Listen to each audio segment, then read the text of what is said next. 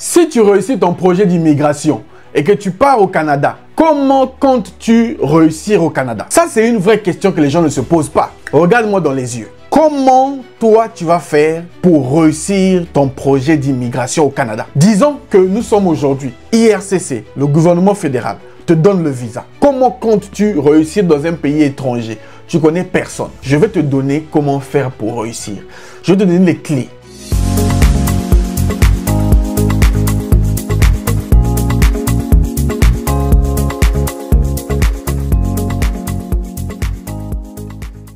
En réalité, pour réussir ton projet d'immigration au Canada, pour réussir ta nouvelle vie au Canada, pour réussir ton intégration, tout commence dans ton pays d'origine. Tout commence depuis chez toi. D'ailleurs, le gouvernement du Canada a écrit 2 livres à ce propos. 2 livres. Le premier livre s'appelle « Bienvenue au Canada ». Le livre « Bienvenue au Canada » t'explique tout ce que tu dois savoir avant ton arrivée au Canada, lors de ton arrivée et lors de ton séjour au Canada. Donc, le livre là, c'est le gouvernement qui a écrit ça, c'est pas Monsieur Lutte. Le deuxième livre, c'est Regard sur le Canada. Ça te permet de comprendre comment t'intégrer, travailler et chercher la nationalité, la citoyenneté canadienne. Je t'offre ces 2 livres gratuitement. Ça, c'est cadeau de ma part. Écris-moi sur mon WhatsApp qui s'affiche ici, Réussir officiel, certifié par WhatsApp, 2429 à la fin, tu dis, Monsieur Lutte, je veux le livre Bienvenue au Canada, je veux le livre Regard sur le Canada. Les amis, pour que votre réussite au Canada, votre arrivée au Canada soit une réussite, vous devez préparer ça en amont. Et vous devez préparer ça sur 3 plans. Le plan administratif, le plan financier, le plan des compétences. Je vais vous expliquer ça. Les amis, commençons par le plan administratif. Tu vas aller au Canada, tu vas aller faire les démarches. Si tu pars en tant que résident permanent, on va te demander les papiers. Au Canada, déjà sur place, on va te demander les papiers. Tu dois préparer tes documents en amont. À l'heure où on parle, toi qui aimes toujours les agences, tu es parti déposer ton passeport dans une agence, tous les documents de ta vie, tu es exposé comme le poisson salé qu'on a déchiré. Toute ta vie, c'est un inconnu qui connaît ça. Et il t'empêche même d'accéder à ton compte IRCC. Vous voyez comment vous aimez dépendre des gens? Vous ne voulez pas être autonome. Mais au Canada, vous devez être autonome. L'autonomie commence par l'administration. L'autonomie. Pour réussir au Canada, vous devez être autonome. Regarde-moi dans les yeux. Si tu n'es pas autonome, tu ne vas pas réussir au Canada. Tu dois rassembler les documents d'identité, les documents du travail, le document de la famille, tous les documents nécessaires. Tu dois les rassembler, tu dois les mettre quelque part. Vous allez dire, mais qu'est-ce qu'il raconte ce monsieur? Les amis, j'accompagne les gens au quotidien. Je connais les erreurs des gens. Il y a des gens qui ont raté le visa parce qu'ils ne retrouvaient plus l'acte de naissance. Il y a des gens qui ont raté le visa parce qu'ils n'avaient plus le passeport. Il y a des gens qui ont raté le visa parce qu'ils n'avaient plus le relevé de notes. Donc ne pensez pas que les conseils que je vous donne ici, c'est parce que j'ai envie de donner le conseil pour le plaisir de donner un conseil. Vous devrez rassembler vos documents. Parce qu'une fois que vous allez traverser les frontières de l'immigration au Canada, vous arrivez au Canada, dès le lendemain, vous commencez les démarches. Vous devez être autonome et vous devez avoir tous les documents. Et les vrais documents, ne falsifiez pas. Si tu n'as pas encore les documents, ce n'est pas grave. L'immigration ne finit pas demain. Va rassembler les documents. C'est très important, les amis. C'est très, très important. Deuxième plan, le plan financier. Il y a des gens qui me disent, Monsieur Lutte, je veux immigrer gratuitement au Canada. Monsieur Lutte, je veux une prise en charge.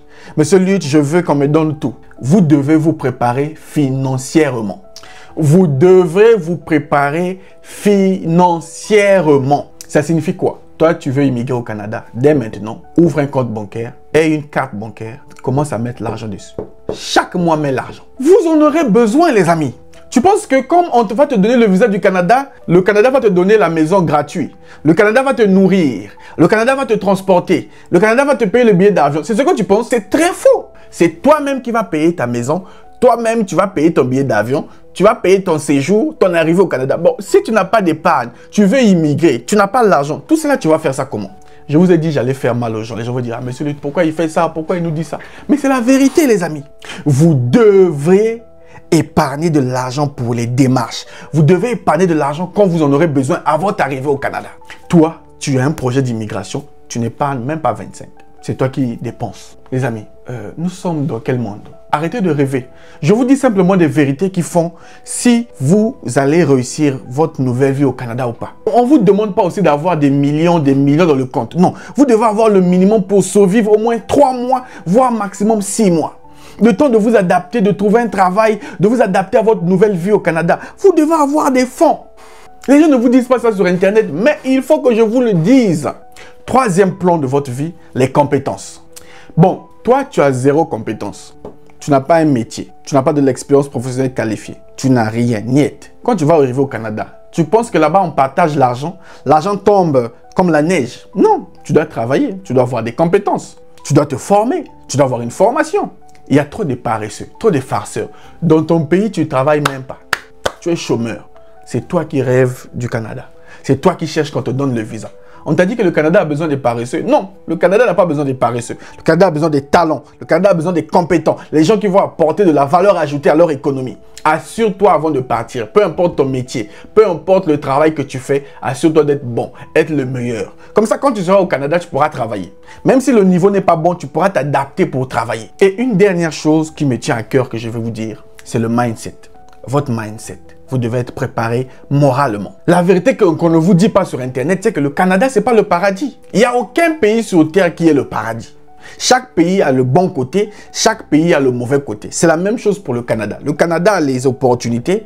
Le Canada aussi a ses problèmes. Il y a des opportunités du travail, de ta carrière professionnelle, il y a des opportunités pour les entrepreneurs, des opportunités pour une meilleure qualité de vie, pour la formation. Mais il y a des choses qu'on ne vous dit pas.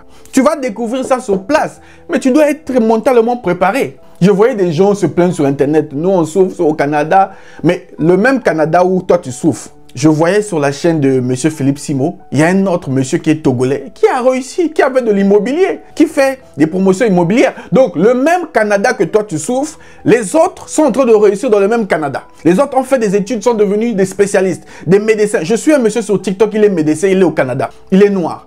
Il a réussi dans le même Canada que toi, tu te plais là. Toi, tu es là à soulever la neige, tu n'as pas fait des efforts, tu ne t'es pas préparé en amont, le mental, tu ne sais pas ce que tu es venu chercher. Le même Canada que toi, tu souffres. Les autres sont entrepreneurs là-bas. Donc, le Canada, ce n'est pas le paradis, c'est la vérité. Mais tout dépend du mindset de chacun, tout dépend de l'objectif. Qu'est-ce que tu es parti chercher là-bas? Si tu es parti pour réussir, tu vas réussir. Tu te donneras des moyens pour réussir. Si tu es parti avec l'attitude des plaintes, te plaindre qu'il y a trop de taxes, il y a trop ceci, il y a trop le froid, il y a ceci, il n'y a pas la communauté. Repars, reste au pays. Reste dans ton pays. Mais si vous avez le bon mindset qu'il faut, vous saurez quoi faire. Donc, mes amis, si vous avez compris ce que votre frère veut vous partager, je veux tout simplement vous dire que pour réussir votre projet d'immigration, tout commence dès votre pays d'origine. Et j'aimerais aussi, pour finir cette série de vidéos, dire ceci. Tout le monde n'est pas appelé à immigrer au Canada. Tout le monde n'est pas appelé à immigrer au Canada. Si dans votre pays, vous êtes bien, vous avez un travail, vous gagnez bien votre vie, vous avez une maison, vous avez une bonne situation, tout est bon, restez dans votre pays. Restez dans votre pays. Peut-être qu'au Canada, peut-être dans ton pays, tu es médecin, tu es docteur ou tu es infirmière, comptable. Au Canada, tu seras chauffeur Uber. Je connais une dame, elle était logisticienne dans son pays. Au Canada, elle est Uber. Elle fait de l'Uber. Elle livre la nourriture dans les voitures. Donc, si tu es bien dans ton pays, ne va pas ailleurs. Tu vas regretter. En plus, il y a le froid. Mais de l'autre côté, si tu n'es pas bien, mais que tu as des compétences, mais tu sens que ta carrière n'avance pas, tu n'es pas récompensé à ta juste valeur, tu veux un avenir meilleur pour toi, tes enfants, des opportunités, un pays qui va te permettre de développer ton potentiel, va au Canada. Fais ce qu'il faut. En 6 mois, 8 mois, 10 mois, une année, tu es au Canada et tu arrives là-bas, tu charbonnes. Tu charbonnes. Et tu reviendras au pays avec des millions pour aider le continent à évoluer. Mais tout dépend de vous. Le choix vous revient. C'est à vous de décider de la direction que vous voulez donner à votre vie. Le choix ne dépend pas de moi. Le choix ne dépend pas de quelqu'un d'autre. Le choix vous revient. Donc, prenez le bon choix pour votre avenir, pour votre destinée. Quant à moi, je vous donne rendez-vous au prochain numéro. Salut!